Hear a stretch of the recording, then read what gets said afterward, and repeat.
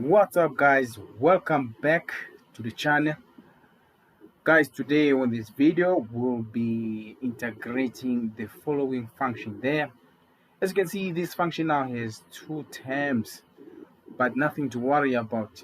If you think you can do this problem, you can pause this video and do this problem, and let's see if your answer is going to be the same answer as the one that we're going to get at the end of this video. But anyway, if you're new on this channel, welcome, guys. I would say subscribe to the channel, and also don't forget to hit the notification bell so that whenever I upload the video, you will able to see the new videos. I've already made videos on other chapters. You can go to the playlist section of this channel and you will choose the chapters that you want to do by watching those playlists. And also I've done previous question paper for mathematics and force, so you can go and watch those previous question paper. All right, guys, so let's integrate this one. We need to find the indefinite integral of the following function here. So as you can see, we have two terms here. This means that we need to integrate the first term and also the second term. All right, so let's look at this. So the first term, as you can see, we need to use the formula. Guys, there is a formula that is supposed to use here. It is the standard formula using the power rule. So it goes like this. When you have the integral or the integral of x to the power of n, the answer here, your integration or the answer is gonna be x plus 1 n plus 1 divided by n plus 1 plus c.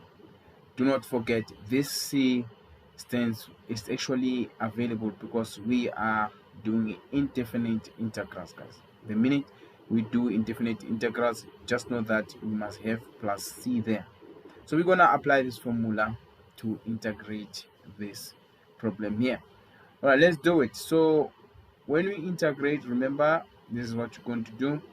So the first term, we have a coefficient of 2. You write the coefficient of 2 there, and then you go and then you use this formula here, which is going to be n. Our n here is 1 plus 1 divided by n plus 1. So it's going to be 1 plus 1.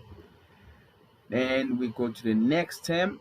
Remember, we have a constant here, guys. When it's a constant, remember what I told you guys. I said you must just write x. Okay, I made a video here explaining this. This is actually part 2 of this playlist, so go and watch that part 2 here. I'm explaining this, guys. Okay, go and watch it. All right, if it's a constant, guys, you just put in the variable that we are integrating with respect to.